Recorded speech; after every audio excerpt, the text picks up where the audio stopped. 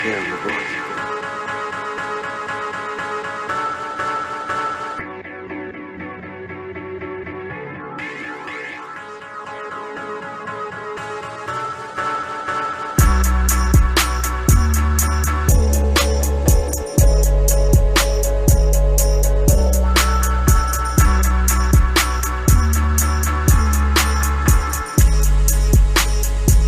You are now listening to quite possibly the hottest show on podcast right now, the Wresting Fans Podcast. I'm your host, BangEm South, Jason Fastkade, and I am joined by my illustrious co-host, the best in the world today. Do you understand what I'm telling you? The man, Trent Williams, the only guy that I know. I can't think of anything, Trent. Like I'm swamped. I can't think of anything. You're having a pretty rough day today. I'm having a terrible day How today, can you dude. have a rough day when it's Rusev Day? There you go. Nicely done. Trent, we got a lot to get to. Trust me, this is not an understatement. We have a lot to get to, a ton to get to, a bunch, a heap, if you will. Are you ready, my friend? I'm ready. Dude, let's stop stalling and let's get right into the show. We usually start the show off with maybe a Monday Night Raw, maybe a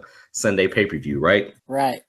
But Trent, so much has happened ever since last Saturday and possibly even Friday. I mean, there's so much that happened after our show last week that we just got to get into it, man. So I'm going to start from the earliest, man. Obviously, you had a blockbuster Saturday and Sunday, man. Even if you weren't a college football fan, the majority of your events happen, let's say 10 p.m. and after. Okay. Right. So if you're a boxing fan, if you're a UFC fan, you saw Devontae Wilder just annihilate some guy in a boxing ring, crushed him.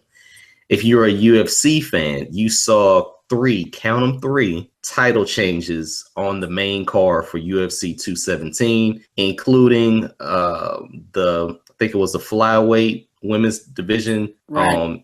And GSP returning, looking like he was on more steroids than Brock Lesnar and John Cena combined. But just dethroning the champ in Michael Bisping. And then TJ Dillashaw recapturing his title for the second time.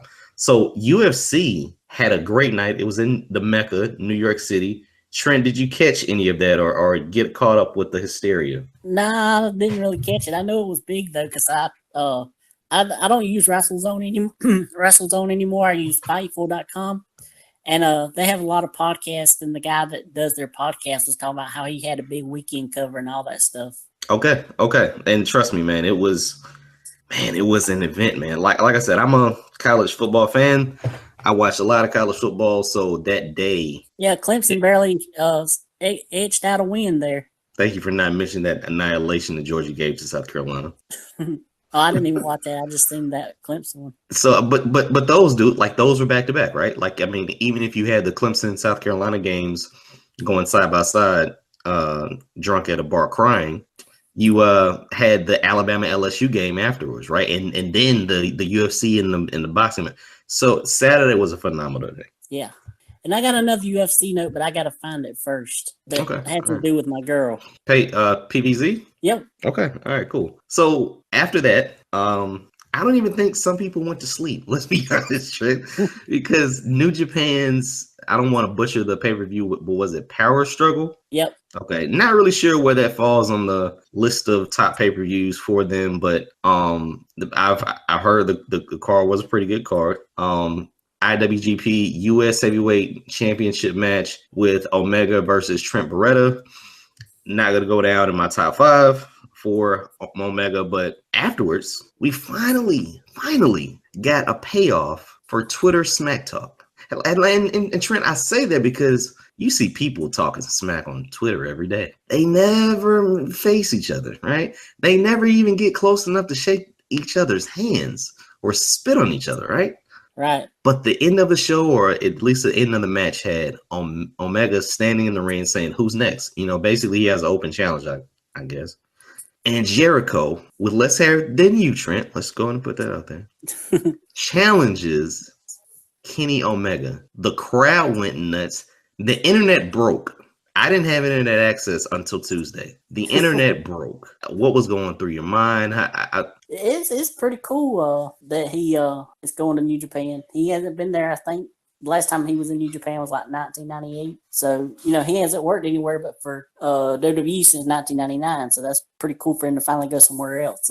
Yeah, I guess all the stuff between him and Omega was a work they'd been doing on Twitter. It looked like they was actually having a real beef, but it was just to set up this match. Apparently, from what I've heard, the whole thing with Jericho leaving WWE had to do with him wanting to get some of the NXT talent for the cruise that he's doing next year. He's putting on his own cruise, and apparently WWE wouldn't let him use any of their talent. And they also sat him down for like an hour and a half and explained why he couldn't use them. So that kind of made him a little bit mad that he had done everything for WWE, and yet they couldn't, scratch his back after all the times that he scratched theirs. Okay. Nice little note there. Yeah. I don't see why he couldn't have. Well, if that's true, and you always have to put out allegedly, right? But you would have thought that Vince would probably say, yeah, we can do that, but it's going to say the NXT cruise or blah blah blah. It's not going to say Chris Jericho's cruise with NXT. Right. You know what I'm saying? So I can see where he get shut down like that. Yeah. So apparently, this was right before the Conor McGregor Mayweather, I believe it was. Oh wow, okay. He asked him, and something about he's seen how the build up for that was going, and he wanted to do something crazy like that. So he put in a call to Ring of Honor, and he got the Ring of Honor talent on his cruise. And I guess from there is how he got in touch with Omega to set this up. Okay. And also the Booker Ghetto from New Japan used to be like his old tag partner in New Japan. Yeah, I saw that in the in one of the tweets. That was cool. Yeah, and I'm kind of foggy on the actual details of when his last match was in WWE. When he came back for that one night thing. Right. But yeah, if the dates kind of line up, that it does make sense. Plus, the guy has a podcast. It's not better than ours, right? But the guy has a podcast, so I'm pretty sure to reach out to certain talents wouldn't be a big deal. The crazy thing here is, man, don't you still associate Jericho with WWE? I mean, we don't know his contract situation. We don't know his handshake agreements, but when you think of WWE, when you think of Jericho, you think of WWE. So to see him go to New Japan for literally what could be their biggest night was a shocker, man. I mean, it could be an epic match. It could be an epic night. Right. Well, I don't know if it'll be an epic match. I mean, Jericho can't go as good as he used to as far as in-ring, but it'll definitely be something worth watching. Well, here's the thing. Obviously, Jericho isn't going to lay down for him. Right. But this match with the build could just live up to the build. I mean, like it could live up to the hype. It's going to be a good match. Now, will it be a 5-star match? You never know. Will Omega get in his 25 moves of death though? I mean, that's what you're really looking for. If Jericho is going to lose and maybe do shtick heading up to this match, all Omega needs to do is get in his 75 moves of death and then pin him. And he'll add Jericho to the list of people that he's beaten, man. Yep. But nevertheless, man, that's going to be an awesome matchup. I instantly started looking at travel packages for Tokyo. It's not cheap. It is not cheap. Yeah, and also on that card, you're gonna have Okada against Naito and Tanahashi against Jay White, which is, I guess he's now going by Switchblade. Okay. And you're going to have a 4-way between Hiromu Takahashi, Marty Scurll, Will Ospreay, and Kushida for the junior title, and also a junior tag title match between the Young Bucks and Roppongi Vice 3K. Nicely done. And this is their WrestleMania, right? Yep. Okay, so I mean, you wouldn't expect anything less than having a monster card like that. Yep. Oh, and that's probably not even all the matches they'll have. Right. Right. That thing's gonna be a 4-hour event, man. So it's nice to see Jericho won it, but it does give you maybe a triple main event. Yep. Trent, we're not done. Nope. That was Sunday morning, Saturday night for you guys that stay out late. Trent, we're going into a sour note here. Not only did the UFC and the boxing matches or fights that Saturday night influence NFL players to go hog wild and start fighting on the field. TNA had a pay-per-view known as Bound for Glory. Yes, they did. Trent, help me out here. This is their Starrcade. This is their WrestleMania. Yep. Okay. Not only did it go way under the radar. I mean, it was crawling. It didn't even fly. It was under the radar, right? I knew something about Gail Kim was gonna have possibly one last match or something. Right. And she's then retiring at the end of the year. Gotcha. And then Johnny Morrison, Johnny Nitro, Johnny Mundo, Johnny Impact, Johnny Lucha, whatever his name is, was going against whoever the TNA or Impact or Anthem or Jeff Jarrett's old company's current champion, right? Eli Drake. Exactly. So you have those going on, and that's cool. That's what they're rocking with. That's cool.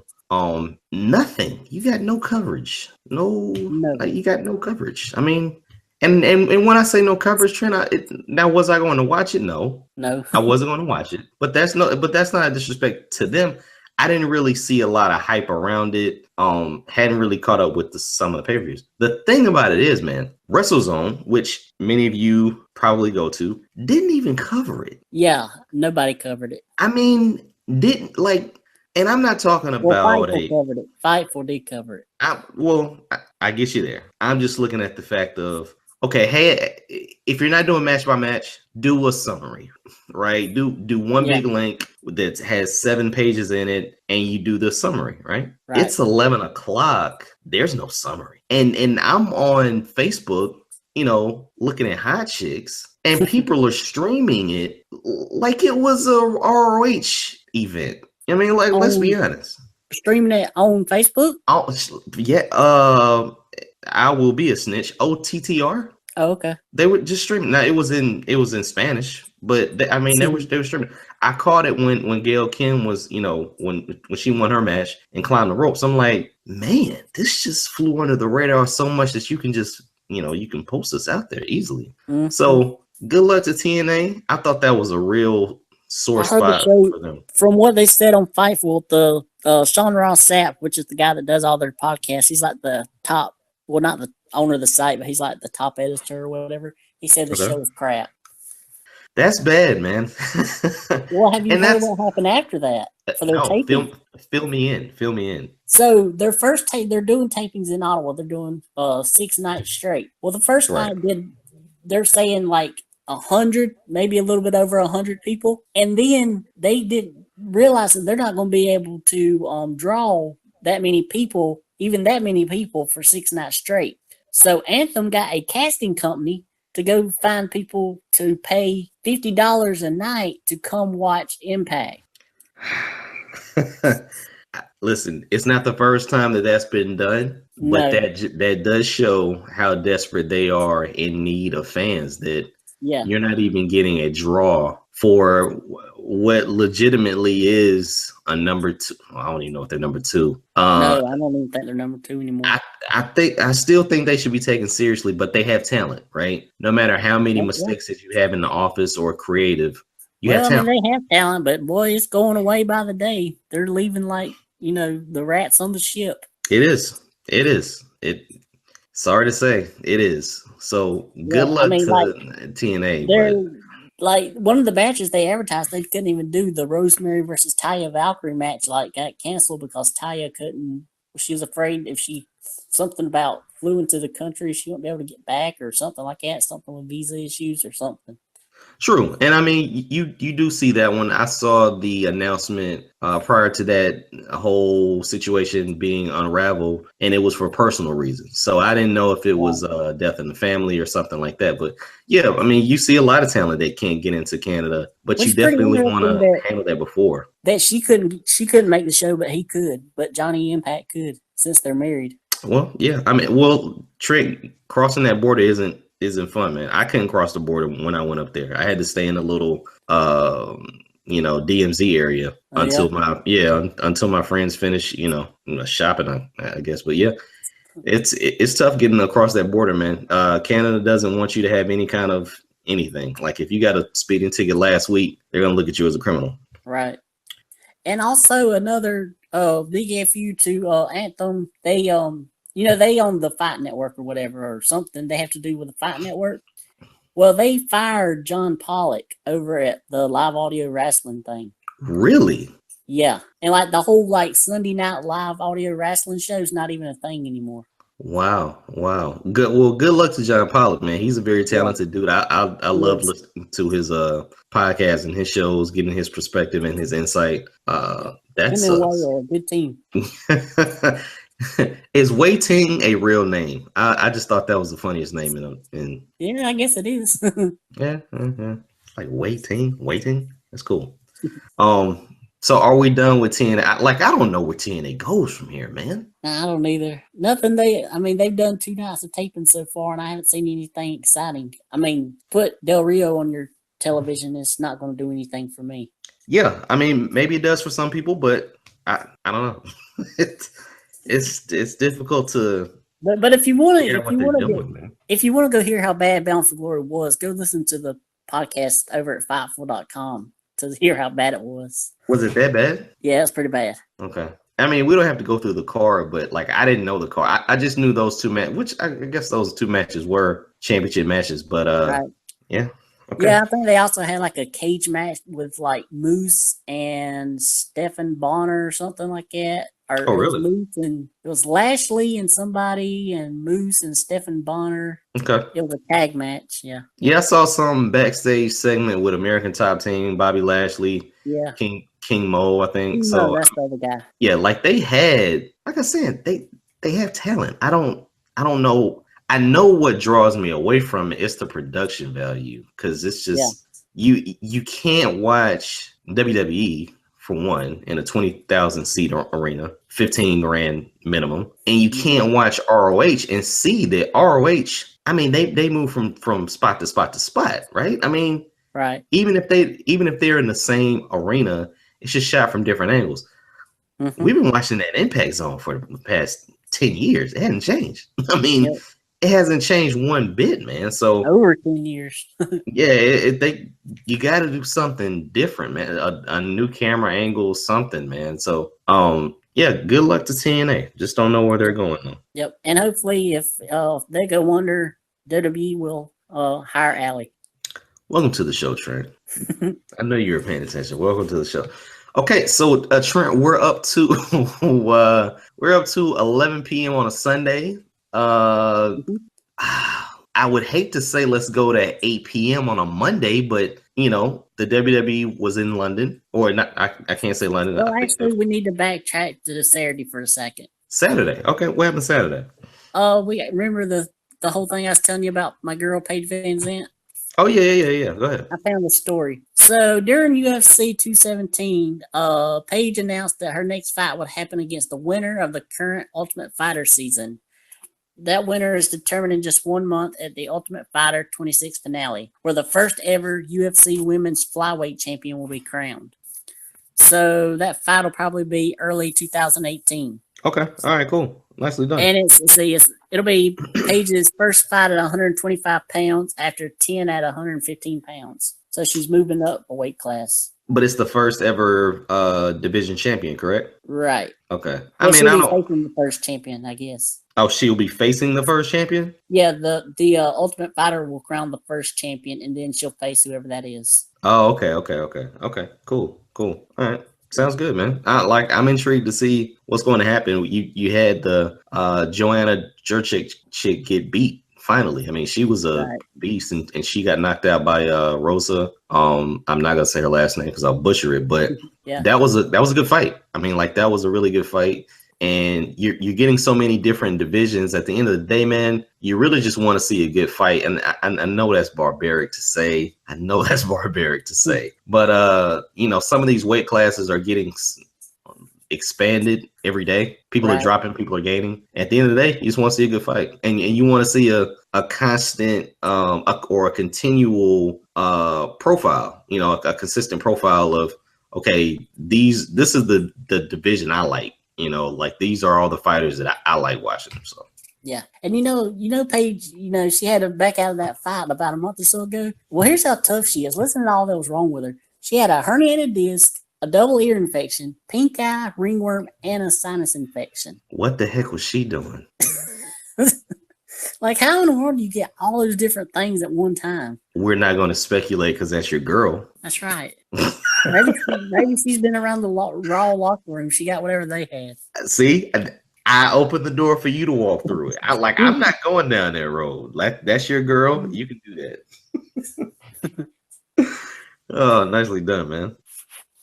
Okay, dude. So we backtracked a little on Saturday. We got up to Sunday. Now let's go full force, man. Let's start from the top of the week. Raw. Let's start where we usually would start.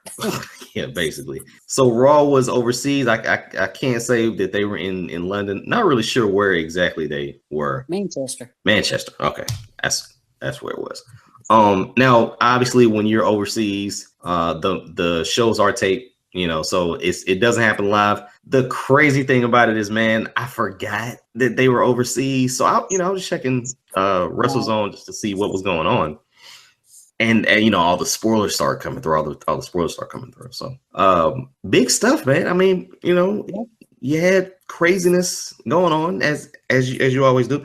And remember last time they went to overseas, the overseas area, the show sucked. Mm-hmm. Usually you get something crazy happening, a title switch, blah, blah, blah. And last time they went, the show sucked. So this time, I mean, obviously we're heading into the Survivor Series. They cranked it up. Oh, yeah, they did. And let's just run down what all happened, man. Yeah, so I guess the first thing we can talk about is Jason Jordan defeated Elias in a guitar on a pole match.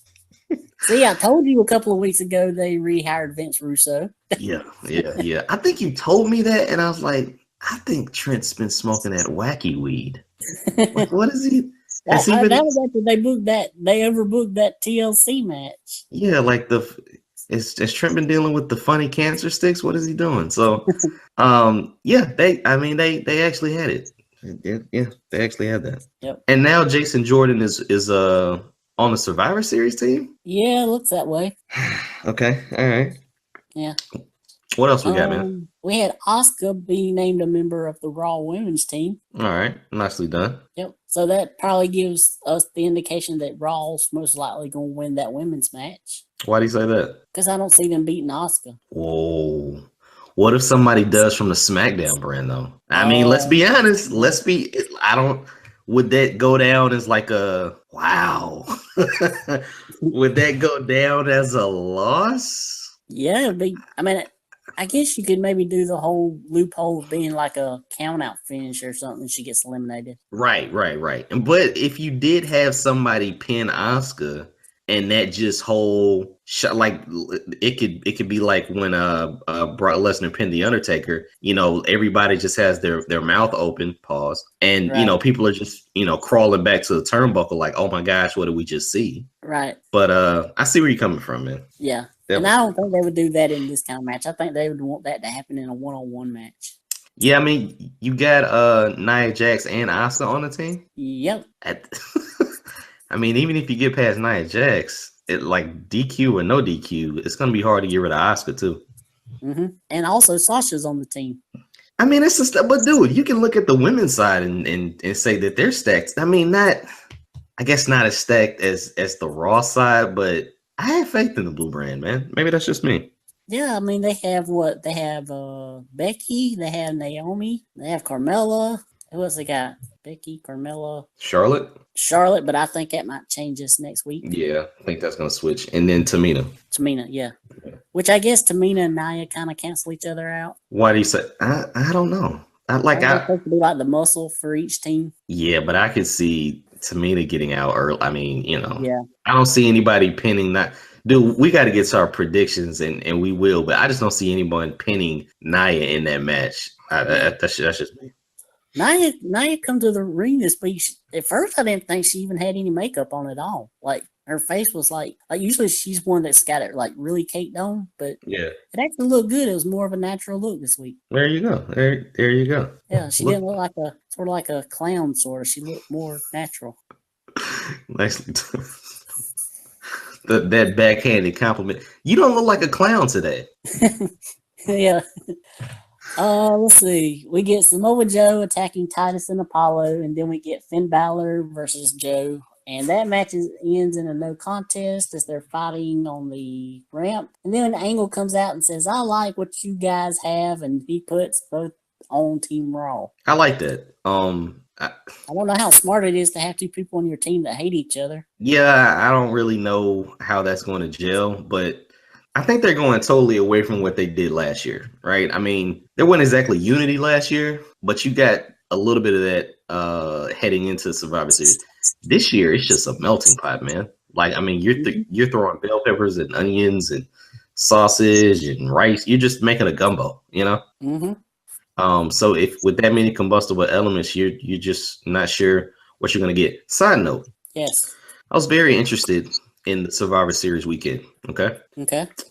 War Games, if you look on StubHub, it's only like $50 lower level. Oh yeah. Survivor Series is only about $100 lower level, and that may be high, and that may be high, but still achievable. Mm-hmm. Atlanta to Houston is only $50. Atlanta to Houston, Houston to Atlanta is $89 for the flight. But I can't get down there because those freaking flights are like 6 a.m. So I have no way of getting down there being fiscally responsible. Yeah. Do you know how much that's kicking me right now? I kind of want to knock one of the big four off my list, and that was a great opportunity for me to do so. Yeah. Like a nice hotel was like $75 a night. Oh wow, that was a deal. Yeah, I was just like, what? But I couldn't get down there. Could not get down there. Okay. Let's get back to Raw. Let's move over to the cruiserweight division. Enzo had a terrible promo. Mm-hmm. Lasted too long, but then the bruiserweight, which I guess if you look at the past champions, I didn't really watch the tournament, so you can kind of fill me in on that. Was the UK a cover up for? Was the UK tournament a cover up for a UK cruiserweight tournament? A lot of those guys over there are about that size. Okay, and I don't want to make it the UK cruiserweight title, but I didn't also want to assume that William Regal and anyone that's 6'5" is an anomaly, and that all the guys over there are short. You know what I'm saying? Yeah. But that was a nice way to kind of weave in the UK championship, the UK guys into the 205 Live area. So that was kind of cool. Yeah, and a couple of them worked the actual 205 show the next night. Yeah. That was that. Listen, man, that 205 Live crew or show or just concept in general, sooner or later, and we're going to get to it on, when we talk about SmackDown, you're going to have an influx of talent that's all around the same height, and it's not going to matter anymore. You're not going to have a Brock Lesnar. You're not going to have a Great Khali. You're only, due to age, only going to have Braun Strowman. You're not going to have guys 6'5" and 280. You're going to have guys 6'1" and 215. That's just what it is. Yep. Let's see. We had Braun destroying The Miz and The Miz Taraj until Kane came out. Nicely done. Braun is still monster handling people. Mm-hmm. Yeah. So are we guessing that Kane cost Braun the match at Survivor Series? Like we have like a Kane and Braun fight up the ramp and Braun gets counted out? Oh, wait a minute. What? Yeah, fill me in or fill us in on have the final five been set? Or at least from the Raw side? Yes, we have Kurt Angle, yep, Finn Balor, Samoa Joe, Braun Strowman, and JJ Angle. So with those five, how would you assume Kane was going to interfere? He would come out and Braun would see him and they'd start fighting each other and they'd go up the ramp and we wouldn't see him anymore. Okay, true. And listen, I like the hodgepodge that they have. I like this Survivor Series gumbo match because when you do something like that, you could have so many run-ins. I mean, you could have a fight for WWE supremacy because neither side wants to lose, or one one guy might want to get even with the other and cost them. You got a lot of that. So like the men's roster doesn't amaze me, but the potential is there. The upside is definitely there for a great match. Okay. And then what, like the biggest item that happened, the biggest moment that happened was when the New Day invaded Raw and cost the Shield, Rollins and Dean Ambrose their tag titles, right? Right, against the Bar.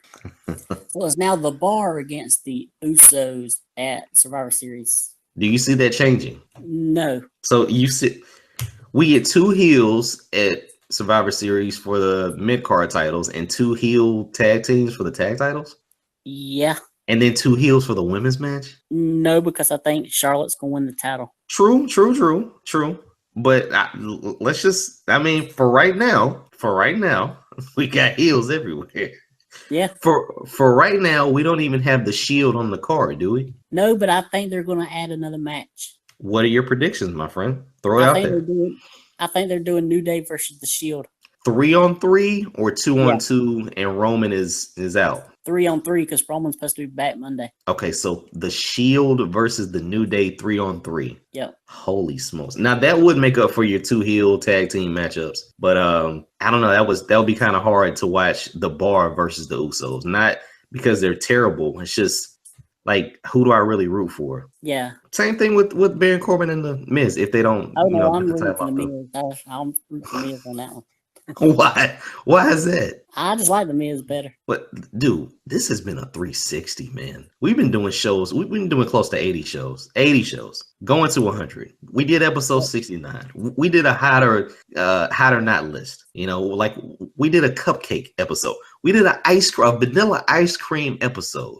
And one of the outstanding moments of our reign as TWF hosts was when you said, I wasn't really a fan of the Miz until he got Maurice. Right. Are you going full circle and saying, that Miz Mazan and that Michael, that guy's pretty all right. Yeah, he's a good fella.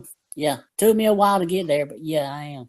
What did it for you? Was it the promo or was it the in-ring abilities? It's the promo, and I mean, the in-ring, I mean, he's not the best, but he's improved a whole lot. Like, I think he's improved a lot since even when he was the WWE champion. Oh, yeah. I mean, he was, back then he was all mouth too. But, yeah, I mean, he's solid, man. And they've always shown it, but now he's on a bigger stage and just doing it in a bigger capacity. So, promo-wise, great. And now that he has an entourage behind him. Yes, and they're doing great work. Yeah, it just works. No doubt, trying to give him a pep talk before that match with Braun was awesome. It works. Everything about it works, man. I mean, and it's maybe it was just the added features, right? First it was Maurice. All right, baby, I don't really need you anymore. You can stay at home. I got them. We can still work these angles or whatever. Well, I'm sure she would still be there if she wasn't pregnant. Probably so. Have we seen any footage of her with the baby bump though? Not yet. Okay, so I didn't know if that was an angle or not, but good luck to them. Yep. Okay, so we're done with Monday. Like literally, 30 minutes into the show, we're only done with Monday. Yep. Tuesday, jeez, Tuesday. Not only did we have Becky Lynch versus James Ellsworth. I don't understand why. We got another Baron Corbin episode of him being terrible. Let's just run down. What did he do on SmackDown? Did he fight again? Yeah, I thought he went ballistic or something like that. I can't really. I don't even have it wrote down in my notes. Yeah, dude, there was so much stuff that happened, man. Like, I can't keep track of all this stuff, man. Like, this was the first time that I lost track of what day it was, just because obviously you had daylight savings happen over the weekend, but you had so many shows and then like spoilers to it. So you knew it before it actually happened, and you knew what was going to happen after it happened and all this other stuff. So it was a great day, man. It was definitely a great day. And then all those changes impacted the Survivor Series show. So let's go through them, man. Right. So we opened the show with New Day and Shane McMahon and talking about what had happened on Raw. And then Kevin Owens and Zayn comes out. And this leads to our breaking news that I told you about earlier that you didn't know about. Let's go. So this could be a work. I don't know. Apparently, Kevin Owens and Sami Zayn was kicked off the rest of the UK tour and have been sent back to America due to disciplinary actions or something. They were doing stuff that was detrimental to WWE, their conduct. Okay. All right. Supposedly there was more to the promo that they cut on Tuesday that they had to edit out. That they kind of maybe went off script a little bit. Oh wow. Okay. All right. Yeah, so they might be in a little bit of hot water, but this could be a work because this sounds like something that would fit into their characters of how they're acting right now. Yeah, having issues with Shane McMahon and just being, basically the rebels on the blue brand, right? Right. Okay. All right. I mean, we'll see. We will see. They were kicked off the tour or sent home early. But then they're also on the Survivor Series. Well, not Kevin Owens, but Sammy's on the men's team, right? Are they on the men's team? No. Yeah, that is right. So on the men's team, we got Randy, Shinsuke, Shane. I know the fifth member was now. Who's the fourth member? Oh, so it's Orton, Shinsuke, Rude. Dude. Orton. This is what I didn't understand. You gotta totally face blue brand side. Yeah. I mean, everyone is a face on there. You got heels with Strowman and Joe. Strowman's not a heel now. He's a baby face. Man, I can't keep track of that. Like I can't. Remember we had the discussion. He's a face when he faces Roman, and he's a heel every other time. Right. He's a heel. I mean, he's a face now. He is a face now. We'll see where he winds up Royal Rumble time. But so the only heel you got in that is really Joe? Yeah, Joe's a heel. Angle's a face, and Jordan's I guess a face, yeah. Yeah. Wow. Okay. That's different. Mm-hmm. That's different. And then it was announced that the fifth member would be John Cena sucks.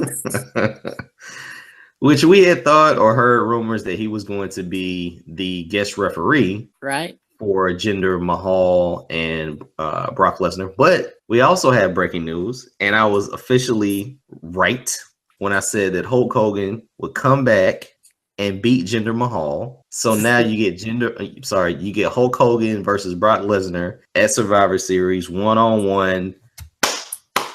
I was correct. I was correct. I said the rematch from 2002 when Brock put the blood on his chest. Yes, exactly. I was right.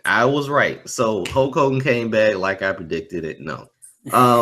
Dude, did I expect them to do something big overseas? Yes. Did I expect them to put the title on AJ sooner than later? Yeah, I guess so. But this kind of took me by surprise, man. And honestly, it did. Even though you had, the back and forth with Brock and Paul Heyman and Jinder, I didn't think it was going to be the greatest match.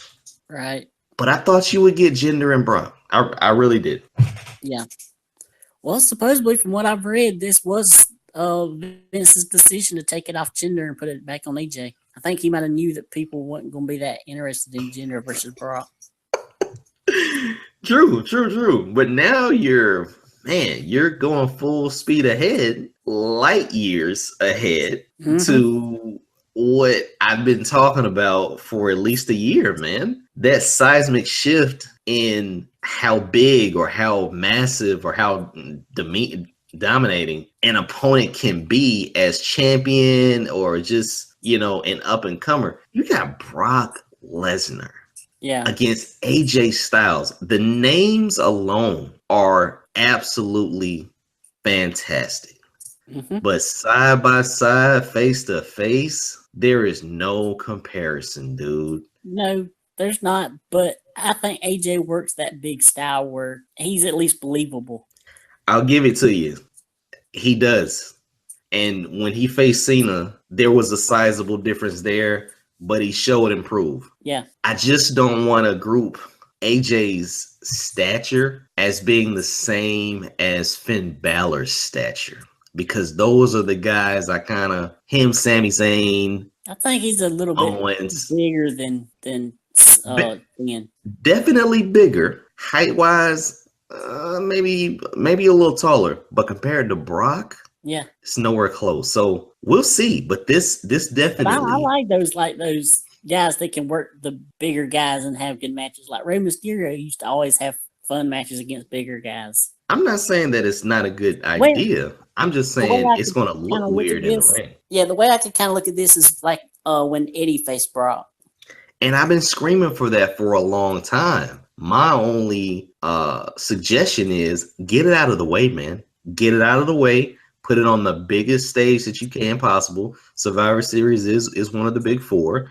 And let's start that process of getting rid of these guys and, not counting on them, but having them available as a spectacle. Like, you can't always put, like, I was hearing talk about Finn Balor versus Brock. And I mean, like, that stuff is cool, but you should only have this probably once and have Styles beat him, and you don't see it again for at least a year. Because otherwise, you're going to have Finn go up against Brock. You're going to have Sami Zayn go up against Brock. So it diminishes the bigger guy, the guy that's on steroids, who's supposed to be the beast, when he gets beat by a guy that's, 50 pounds lighter and 4 to 5 inches shorter. Yeah. This is funny. This is the second pay-per-view in a row where AJ's been added to a match and has greatly improved the quality of the match. The buy rate has to go through the roof, man. And I was giving those prices on tickets. I was giving those from like Monday's rates, but I'm pretty sure people signed up, bought more tickets once AJ was on the card versus Jinder Mahal. Yep.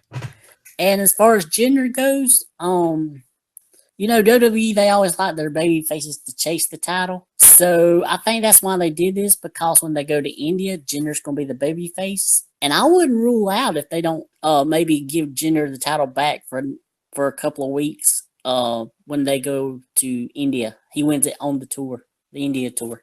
Oh, yeah. I mean, how I look at it, at Survivor Series, you're going to get a good match. You're going to prove that AJ Styles is a formidable opponent, just how Samoa Joe beat the crap out of Brock and then he, Brock barely won. But at the end of the day, you're going to keep your champions. It's not a, title for title match. So the champions are going to remain. And then you'll go back into that natural feud of Jinder trying to get it back. Totally makes sense, and he just might do that, man. I wouldn't put it past WWE to put it right back on him. Yep. And I guess the last thing I want to talk about as far as SmackDown goes was the tag title match. They're saying that there's a chance that Uso that got chop blocked by Gable could be actually injured. Whether he is or not, I don't know. But if he's not, that finish really made Shelton Benjamin look dumb. I gotta go back and watch it, man. I gotta go back. What happened? So Gable comes out of nowhere and chop blocks one of the Usos, and then for some reason he goes and hides under the ring. I'm not sure why he done that. But Benjamin, so the challengers can't win the titles on a count out. So Benjamin, he just stands there in the middle of the ring looking at the Uso that's hurt instead of going out and throwing him back in the ring. Unless he gets counted out. And that's.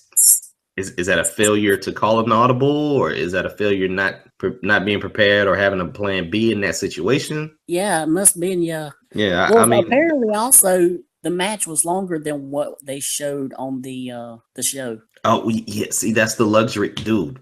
We're so used to live SmackDowns now. We forget that SmackDown was always taped, dude. I mean, they did matches over because they sucked, or they ran long, or the finish was screwed up. So. Oh, trust me, I wouldn't put it past them that this match had some cuts on it once it actually aired. Yeah. So do you want to go over, we don't have to do our predictions. I just want to run down the card because it's changed a lot in the last week, and it probably can change another 1 or 2 times before next Sunday. Absolutely, man. Let's do it. All right, so we have Enzo versus Kalisto for the Cruiserweight title. That's a snore fest. We have, for Team Raw, we have Kurt Angle, Braun Strowman, Samoa Joe, Finn Balor, and Jason Jordan versus Team SmackDown, which is Shane McMahon, Randy Orton, Shinsuke Nakamura, Bobby Roode, and John Cena. Then for the women's match, we have Alicia Fox, Nia Jax, Asuka, Sasha Banks, and still one more to be determined versus Team SmackDown's Becky Lynch, Charlotte, Naomi, Tamina, and Carmella. Then we have The Miz versus Baron Corbin, Cesaro and Sheamus versus the Usos, Alexa Bliss versus Natalya, and Brock Lesnar versus AJ Styles. Man, it's a pretty stacked card, and it's still missing pieces. I mean, that's a pretty stacked card. You got interchangeable pieces. Maybe one more match to be added. Yeah, I mean, wow, and it's still going to change. Like, we know it's going to change. You got you're missing the New Day. You're missing the Shield. Bray Wyatt's not involved anymore. Bray's nowhere on the card. Which he hasn't even been on TV since he's been back. No. JoJo's gonna be there though. You can count on that. What the Bludgeon Brothers aren't on the card. No. They haven't even debuted, so it probably makes sense that they're not on the card. I like the gear though. That was kind of cool. Like they look like hillbilly Power Rangers, but I like it though. I just hope Luke Harper finds a toothbrush before they debut. No, dude. Yeah, that was just. I don't know why they bad guys can't have clean teeth. Yeah, is that a thing?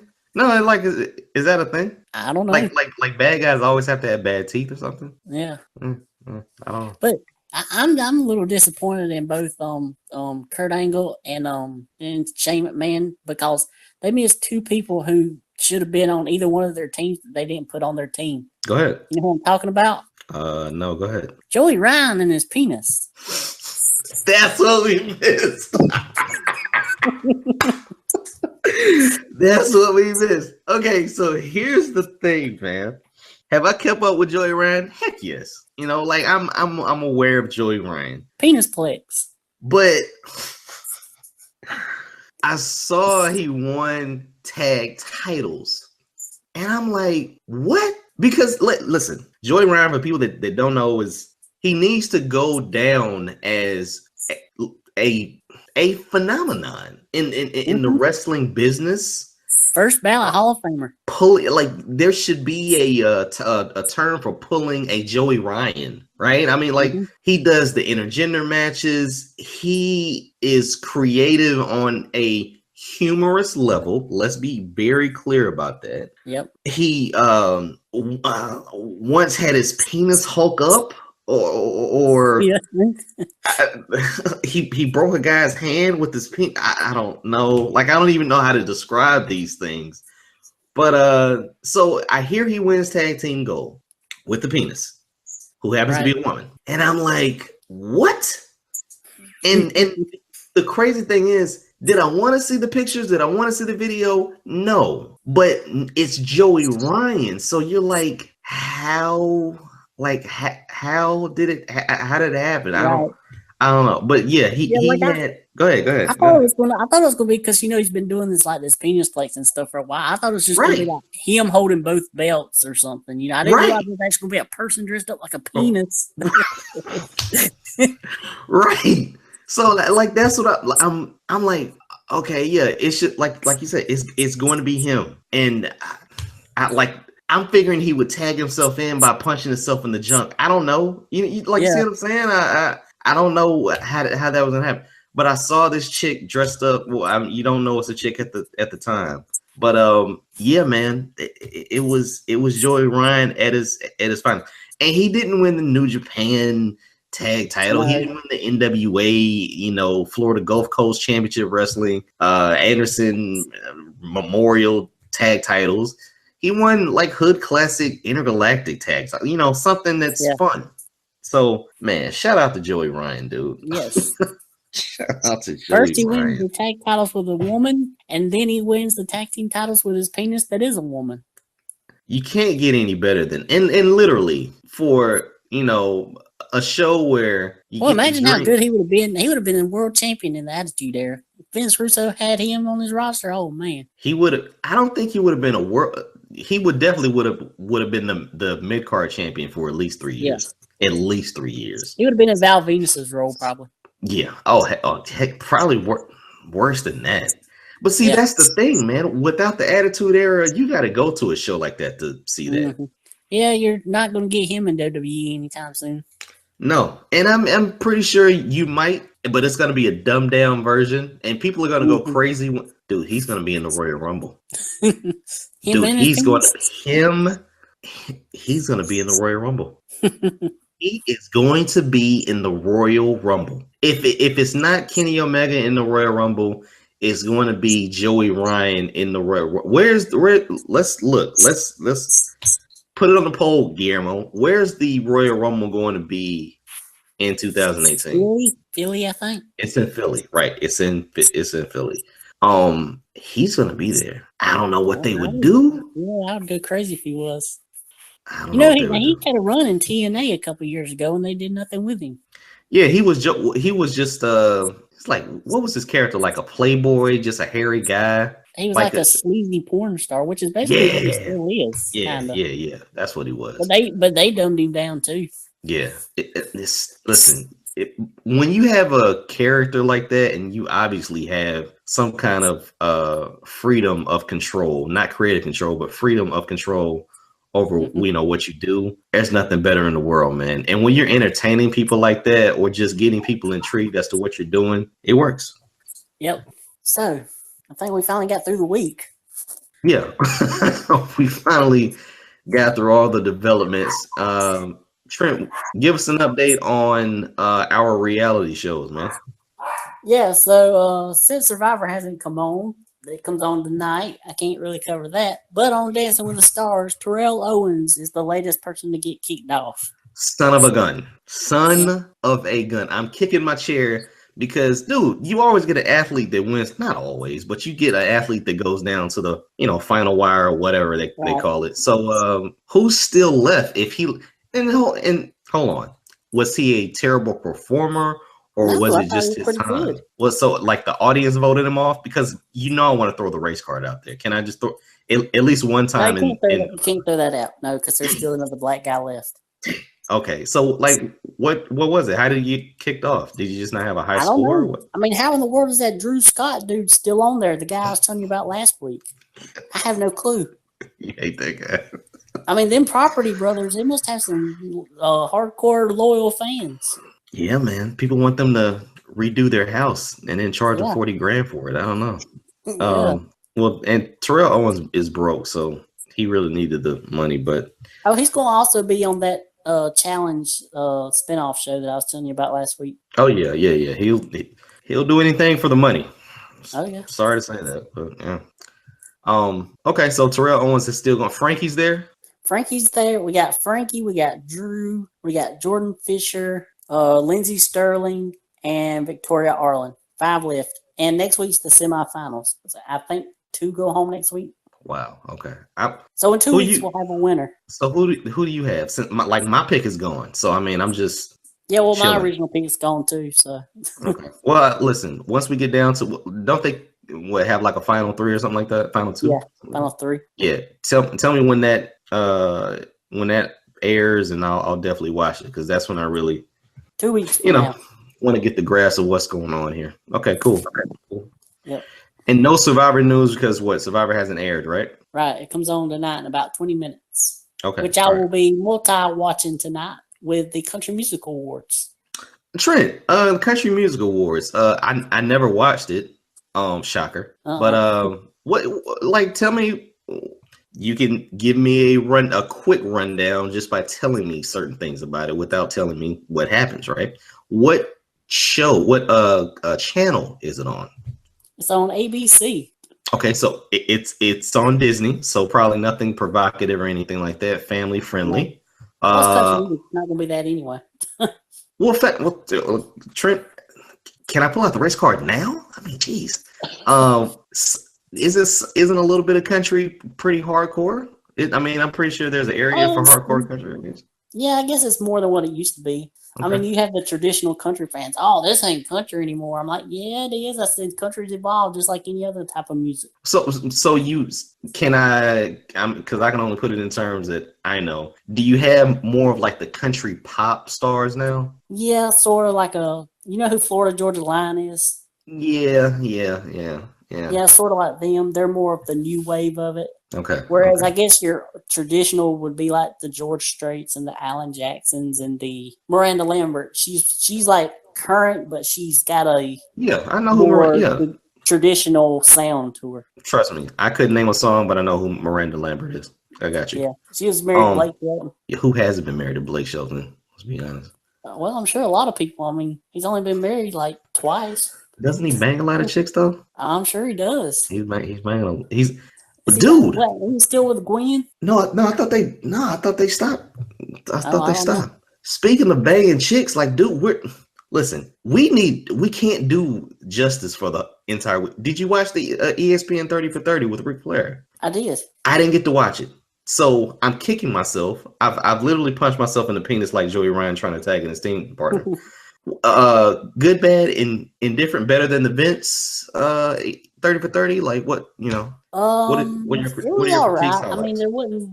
I mean, it was good. It wasn't nothing that we don't know. There wasn't like anything new that we didn't know really. Okay. Other than that's where he actually says that he banged 10,000 women. Okay. From that interview. All right. Yeah.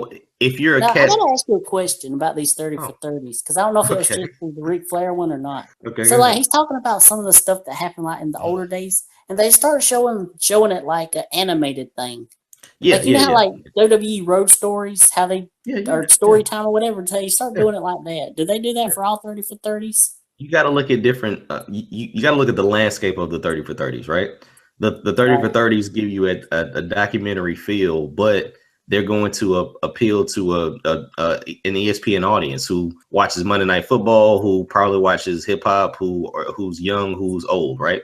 Black, white, or indifferent.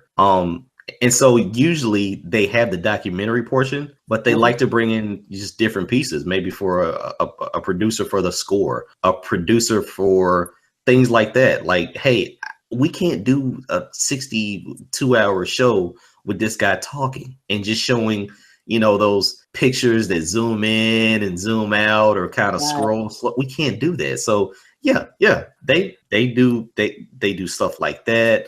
Like they have reenactments. Like it gets crazy, man. I mean, they can do a lot of stuff with just editing, but at the end of the day, you're not listening to a podcast. You're listening to a documentary, but you're getting something to watch also. So yeah, man, it's a different flavor with every documentary that you have. Yeah, and they showed a commercial for the next one. I think it's going to be where they do it on Bill Belichick and Bill Parcells. Okay. Yeah, I mean, listen. The 30 for 30s they're not getting out of hand, but for a lot of what we just have critical acclaim for, they're kind of exploiting that now. Before they had and let's be honest, it was probably regional then. It was probably marginalized then. But they had like the fall of Tyson. They had the they did the whole OJ documentary. They did the New York Knicks. They did Magic and Bird, right? So you're always appealing to certain people, but in those 30 for 30s, sometimes they expose things. Sometimes you just hear things from different players' perspective. But overall, it's usually a good sit down watch, man. Yeah. Well, I guess on this one they revealed how shitty of a husband and father Ric Flair was. Yeah. Well, listen. Yeah. Which we kind of knew anyway. So if you're a casual like if you go to the Charlotte, if you go anywhere in Charlotte and you see this old guy come out and say "woo," and you're like, "Oh, that's Ric Flair." Okay, cool. Would you find that interesting? Like that 30 for 30 interesting? Yeah, probably so. Yeah. Okay. But if you're a smart mark or if you're a smart fan or just a huge wrestling fan, is it worth the watch? I mean, I guess you could check it out. I mean, there's nothing really that I didn't know on there. Okay. And I only asked. I guess the only real part that I didn't really know that much on was toward the end with the whole Reed's death and everything. Okay. How bad he was, how bad he got. Okay. No, that's totally fine. Here's what you get with those ESPN 30 for 30s, man. You get great shows, but at the end of the day, they've done 30. I mean, like they're at least up to 30, and you can really count maybe 4 off the top of your head that were memorable. Right. So they're good, and they kind of put them on Tuesday nights or something like that, or Thursdays, but some of them just don't stand the test of time. Yeah. Dude, we need a week like this every week. I know it. We had so much to talk about that we didn't even get to go on tangents, and you didn't even get in too many welcome to the shows. I didn't, man. We didn't get to go on our weekly Carly Gray, Lexi Bell's tangent. Well, the who's Blake Shelton banging, and he bangs all bunch of women. That's what kind of transitioned me to Carly Gray for all we know. He probably is. That's when we transition to the whole Ric Flair, because that whole number about 10,000 and he slept with Halle Berry. You know, Ric Flair is my real father and all that stuff. So it's just crazy, man. But dude, a week like this make your head spin, man. It will make your head spin. I can't think of like a 3-week period where they've had so many title matches in WWE. Title match. What? Well, you had cruiserweights. You had cruiserweights almost every freaking night. What other matches did they have? Well, I mean, like this week we had the tag title change hands and the WWE title change hands. Last week we had what did we have last week? Wasn't there like a US or IC title match and a women's title match last week? Yeah, you've had the US title match out there for a while. Yeah, you had the women's title match main event the show. So we're getting the women's title and the US title. I don't think there's anything wrong with it, man. As long as you have good outcomes, you know, like as long as it gets the other person over, even if they lose, I think that's fine, you know. Yeah, I mean, we always talk about how the fall is usually kind of boring, but this one ain't been too boring. Heck no, it hasn't, dude. Yeah, the fall was really the layoff period, but I guess we got to thank the mumps first of all. I mean, that's like, who would have thought that meningitis was gonna be the saving grace for WWE? But that's what it's turned out to be, man. Let's be honest about it. Jeez. All right. Just for the sake of doing it, Carly Gray, Lexi Bell, Keisha Gray. Yep. Sorry. I think that's it, man. I think we're done. Yeah. We got to wrap this up. I got Survivor coming on in 10 minutes. All right. Ladies, gents, listeners of the Wrestling Fans Podcast, thank you for listening, first of all. But definitely check out our social media platforms. Hit us up on Twitter at our official Twitter page for the show, which is at TWF_podcast. Tweet Trent this entire time when he has to watch the Country Music Awards. And if you are hot as hell, make sure that you DM Trent. You can tweet Trent at MTW3589, and you can't teach that. Nicely done. And also hit me up on Twitter at BangEm South. That is BANGEMSOUTH. Of course, make sure that you retweet. Follow us on Twitter. Trent's always on there. I'm on there too, just checking out what the heck Trent's doing. But definitely hit us up on Facebook, facebook.com/TWF Podcast. That is our official Facebook page, right? It has all the videos out there. You can check out everything about the TWF Podcast and, you know, get to know us a little bit more on Facebook. And lastly, definitely check out our YouTube channel, The Wrestling Fans Podcast. It also has the videos out there in playlist fashion. Our weekly shows, our pay-per-view prediction shows, any little funny bits and news and notes, everything that we have for the show is out there on our YouTube channel. Subscribe to that and our Facebook channel. Follow us, become a supporter of the show, get our views up. Trent. Yes. Make sure you plug your site, man. My thoughts on prowrestling.blogspot.com. I don't have anything up right now. I will next week for Survivor Series. Are you gonna live tweet the Country Music Awards? Probably not. All right. I'm not good at live tweeting. By the time I get tweeting something else that doesn't happen or something. Who are you looking forward to performing at the CMAs? I don't know. I just watched the show. All right, okay. All right, cool. All right, man. As always, dude, it was a pleasure, man. Yes. This week, more than anything else, definitely appreciate it, man. For all the listeners out there, thank you for listening. Thank you for joining. Trent, I will talk to you soon, my friend. Take care. All right.